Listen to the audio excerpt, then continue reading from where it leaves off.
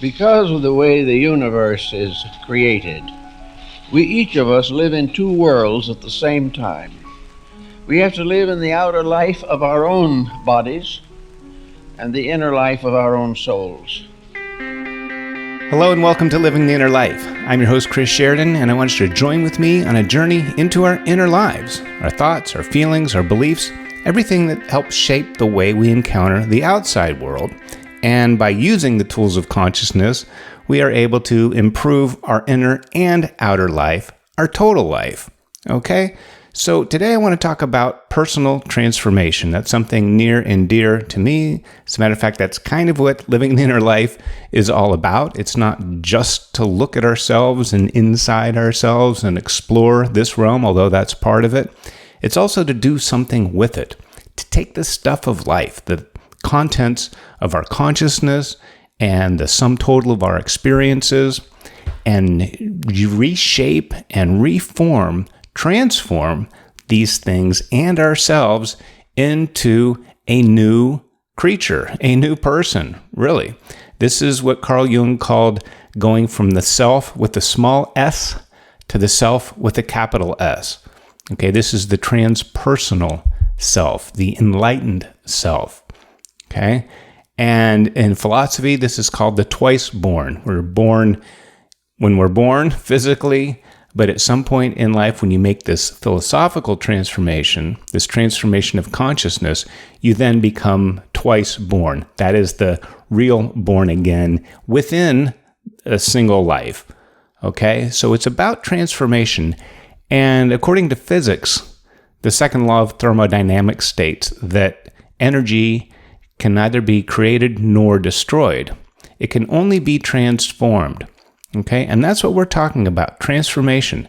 And if you've listened to some earlier podcasts, I've spoken about different models and different methods of transformation, from alchemy to mythology, the hero's journey. These are all metaphors, and in some cases, like with alchemy, these are actually techniques, processes that we can do, tools and skills that we can learn and utilize to help become somebody new, this larger self. And like puberty, when we're physically growing up, at some point, you really aren't the child anymore. Even though maybe you're still young at puberty, you are growing hair in places and doing all the things that, more of an adult human being does in that kind of a way, voice lowers and whatnot. And you become this adult. And to do that, you have to kind of let go of the old. Doesn't mean everything, or the joy of holidays and family and playing and riding your bike and fishing and doing all the things that you like to do as a child. You can still do them as an adult, but physically, physiologically, we're different. You can't go back. All right? So that's the physical organism transformation that takes place. We can't really stop that or force it. It's kind of part of who we are, and most Earth creatures have some juvenile to adult transformation. The deer will lose their spots, or you might get different colored feathers if you're a bird, or things like that. And of course, as humans, we know what goes on with that. Okay, but like the physical transformation, we also need to undergo a personal transformation, a psychological transformation, where, again, we have to let go of the old self to become this new, transformed self with a capital S. Now, Jung called this process individuation, okay, where you become an individual in the sense that you can't be divided. Doesn't mean you're separate from the rest of society or culture or the planet. In fact, you're actually more engaged as a member of the culture, of the community, of this world, when you become more integrated and fully transformed into this individuated self. Can't be divided, okay? And it is a rite of passage. It is a transformation. A lot of times it gets pushed on us if we don't consciously make this shift. And some of us never really get to it, or we fight it so hard, or come up with 101 different ways of resisting, delaying, or really just avoiding this altogether. It's not really built in to our culture anymore. Perhaps it was. This is what the mystery schools in antiquity would teach. You would have to be initiated. You would have to be, first of all, accepted as a candidate. And you were given some of the secrets to not only the universe and the world, but really to yourself. These keys within, these inner keys that can unlock and open this larger part of ourselves that's already there. It's like sleeping or just waiting to be completely developed, but we stunt that growth. We avoid that. It becomes uncomfortable because we are creatures of habit. We can become set in our ways. And after, 18, 20 years of physically growing up, and then, another 30 years at a career, whether that's family or in the business world, that we have now spent all these years kind of doing a similar thing or doing things in a similar way. But with the empty nest and with retirement, we're forced to make these choices. You have to change. You have to pivot. You have to really become something new. And this should be a very natural part of our development. But since it's been really taken out of the culture and really in the public sphere, it's not something that really gets talked about a lot. Okay, now we face at any point in our lives, but certainly, in 30s, 40s, 50s, midlife, what might be a midlife crisis where you can't really go back to being young again, but you want to hold on to it, but you're not ready to move on to this next. And it's unknown. It's uncertain. Okay, that's why we're creatures of habit, because we set out and do things a certain way, and that becomes rote, it becomes habituated, and it becomes comfortable. Okay, even if it's not really all that great, or even if we know maybe in the back of our minds that there's something better, something greater, something different, both within and around us, yet we stay where we are because it's comfortable in the sense that it's known. Okay, better the devil I know than the angel I don't know is a quote. I'm not sure who really quoted that, but I'm re-quoting it now for you. And that's true. This uncertainty can be very frightening. And the further along you go towards midlife, the more potentially you're going to be set in your ways. We can easily do that, and it can become harder to change. Remember you can't teach an old dog new tricks quote. Now, I don't know if that adage really works with people. I think we really can. I think really if we're living our lives in a certain way, we should be open to learning new things as we go through life. You should learn enough as you go to realize that there is so much more that you don't know. That's the gift of knowledge, is you realize how much you don't know with each realization. It's the veil quote that, behind every veil that you lift, there's another one behind. I think that's from Edwin Arnold's Light of Asia. Even the physicist Richard Feynman, said something, along similar lines. Okay, that with each new scientific discovery comes with it the realization that you have discovered also more that you don't know. Okay, so every doorway you pass through will open you up to, wow, another unknown realm. Every time you check off a box, wow, there's another one. You lift a veil, there's another veil behind. Okay, so it never really ends, but what I'm talking about is personal transformation. And the last podcast, or maybe a couple ago, I talked about the hero's journey and mythology and storytelling, especially in the modern movie format of 3-act structure, where the person, the character, the lead character usually, at the beginning has a potential to become better or more, and we recognize that, but we see them in their life, and we know what their bad habits are, their faults, and we go with them.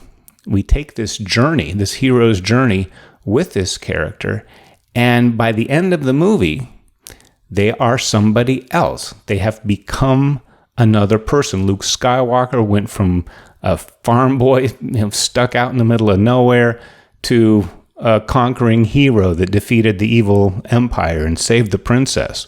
All right, and it was a very short time frame when that happened.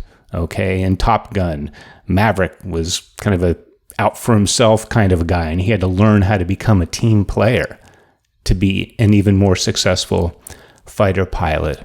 Okay, Rick Blaine in Casablanca was even said at the beginning, I stick my neck out for no one.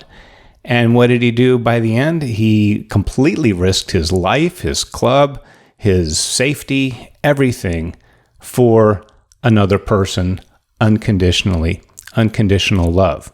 He was cynic at the beginning, cynical, and very hopeful at the end. So usually that's the transformation. We go from one to another. We go from being small, this small S self, to this larger capital S, transformed, transpersonal self. Okay, this individuation. And this comes about by sometimes a way to get started, or how we get this inkling. It can happen a couple ways. One is in the back of our minds or somewhere in our hearts of hearts. We know there's something more out there for us. We know there's something more in us. We have this unrealized potential. Remember the line in the movie, I could have been somebody. I could have been a contender. Well, you still can. That's the good news. If you're still alive, there's a good chance you can, to whatever degree, become that person you've always been destined to be. Okay, this greater sense of you. But to become this greater sense, you have to let go of the lesser. And that's where it gets hard. And there's some reasons for that. And I guess just keep quoting movies all night. But in Spider-Man, there's the line, with great power comes great responsibility. And in that, I think, lies one of the reasons why we do avoid facing ourselves, why we do resist letting go of our known smaller self so we can engage and incorporate and become this larger, greater self that we are meant to be. Okay, the caterpillar has to turn into the butterfly. And I know that's a very physical thing, and that's what's weird about personal transformation, because it's psychological, it's philosophical, it's spiritual. It's all, in the inner life, and that's what we're talking about. So you've come to the right place. All right, so to let go of the old, to become this new, to let go of the small, to become this greater, also means taking on the greater responsibility. You have to live up to it. Okay, it's easier to stay small. It's easier to stay stuck, and you're always in the struggle and, just trying to make ends meet. And you never really have to face your own soul. You never really have to dig down and pull out what you have within you. And you can just get comfortable in what you're doing, but life won't let us do that. Okay? At some point, we're going to get something in the outer world. If we're not doing it internally, something in the outer world will force us to at least take a look at ourselves and have that opportunity to make the transformation, this personal transformation. All right? And it is kind of a death. All right? It's like an ego death. Or this small S self has to go. All right? And even though that has served us up until this point, maybe it served us quite well. Maybe we've had to go, in our 20s and 30s and 40s, fully on ego, fully on our own resources, on our own power, relying on our own sense of wisdom or knowledge, whatever we've gained, accumulated over the years. And then it's almost like a betrayal. Like you have to say, okay, you've carried me this far, but now I have to switch horses. Okay? This rest of the ride is going to happen in a different way. I'm going to have to be a different person. Okay? And it's not that you're not going to be you anymore. Okay? You're just going to be more you, this greater you, or the you with a capital Y, if you want to borrow from Jung and his S self. So to become this, you have to, at this point, I think we all have to want it. All right? We have to realize that this is something that is important, something that's necessary, something that's very natural.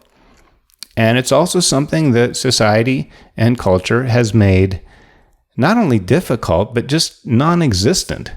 And if we're not exposed to this idea, if we don't have these examples, if we're not reading Jung or mythology or really paying attention to the inner story in these movies, we may never really get to this point to where we're taking it on, at least voluntarily and consciously. Okay? We have to be involved in our own transformation. All right?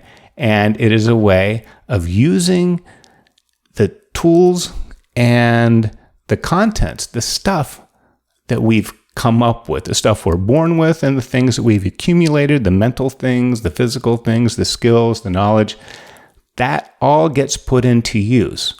So this transformation, again, you're not reaching out there for something else, or you're not like a remove and replace kind of method. You're not taking the old thing away and then bringing this new thing in. You're actually maturing it. You're using an alchemical transformation, which is why alchemy is really about an inner transformation.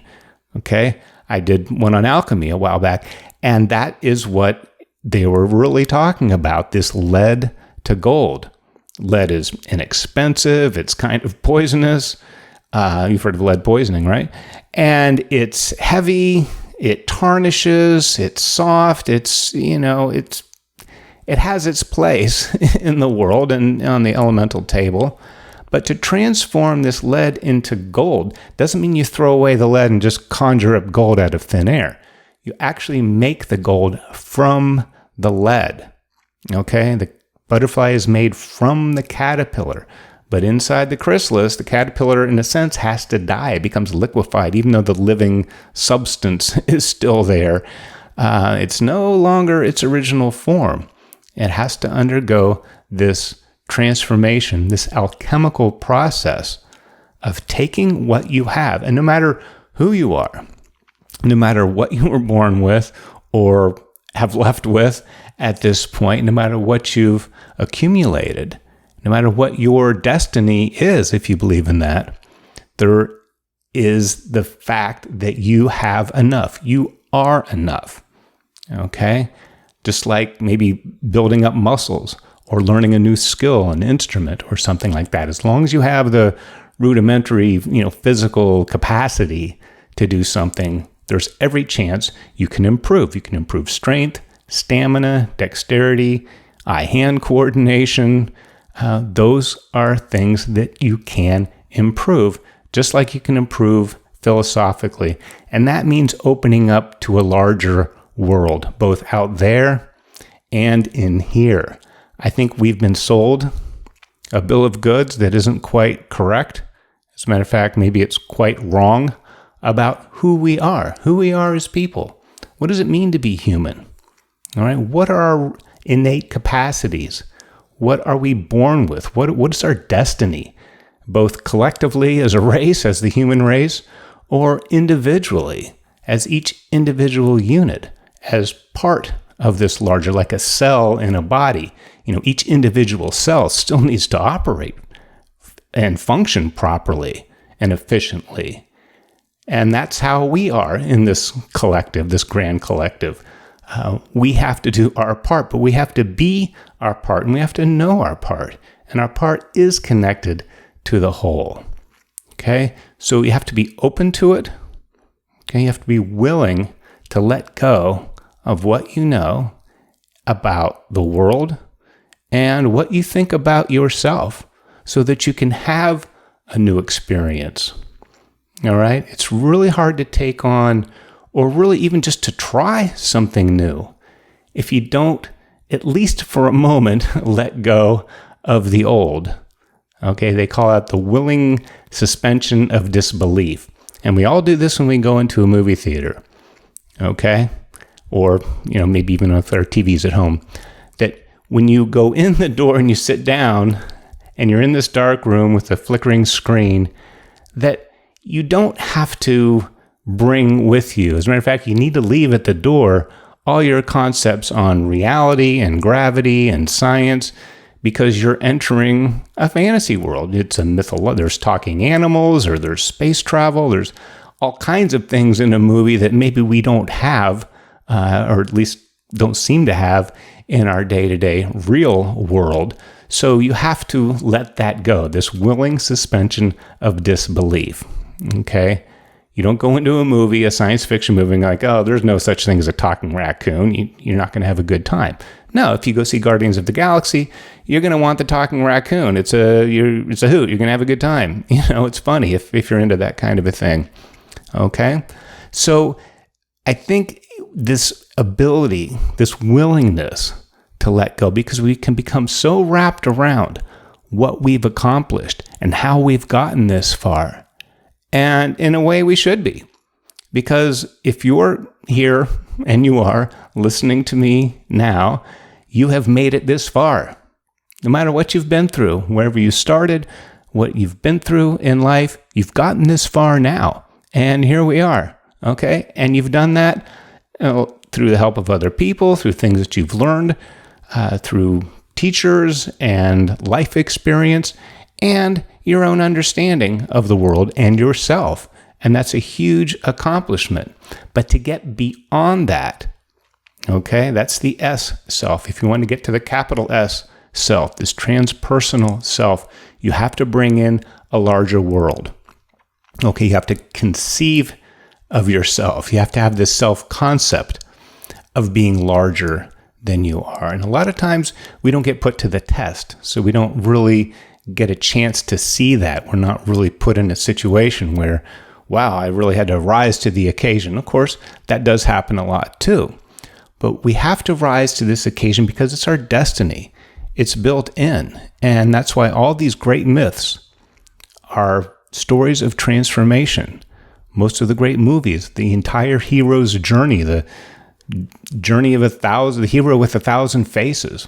Okay, it's a universal story that's been told over and over again, a million different ways, and it will continue to be told and retold in ways we haven't even thought of yet. But in essence, this transformation, this departure and initiation and return is a way of looking at ourselves, this alchemical transformation of taking a smaller self, this lead, and through the operations and all these functions of alchemy and mythology, we become something else. We become something greater than we were. Okay? So that's personal transformation, a little bit in a nutshell. Look up Jung's Individuation, the small S self to the capital S self.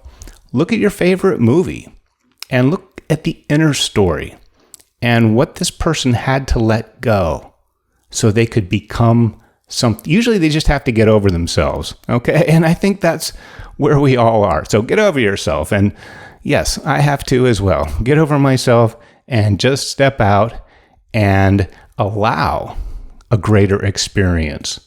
But you have to set aside the attachment to being who you are now, okay? There's a much greater vision, a much greater version of you waiting to happen. And Marianne Williamson had a great quote, and I don't have it in front of me, so I'll paraphrase. But she says, and this is, I think, wrongly attributed to Nelson Mandela. Maybe he used it in a speech at one point. But anyway, I believe it's Marianne Williamson who said that, it's not our darkness that frightens us. It's our light. It's the good part of ourselves that terrifies us. We say, who am I to be amazing and wonderful and powerful? But we are. Okay, that's more or less the quote, but that's really the point, and that may be part of the reason why we don't really jump into this personal transformation head on, is because we know this is something bigger and we have to be bigger, and it's kind of hard to believe. Okay? But you have to have this willing suspension of disbelief before you can believe something new. So wipe the slate clean, think and feel how you can become the greater you, because I know you know deep inside, somewhere in your heart of hearts, in your soul, there's this longing, there's this destiny, because it's part of the human destiny, to become something greater than you are now. And there's nothing greater than sharing this time with you here on Living the Inner Life.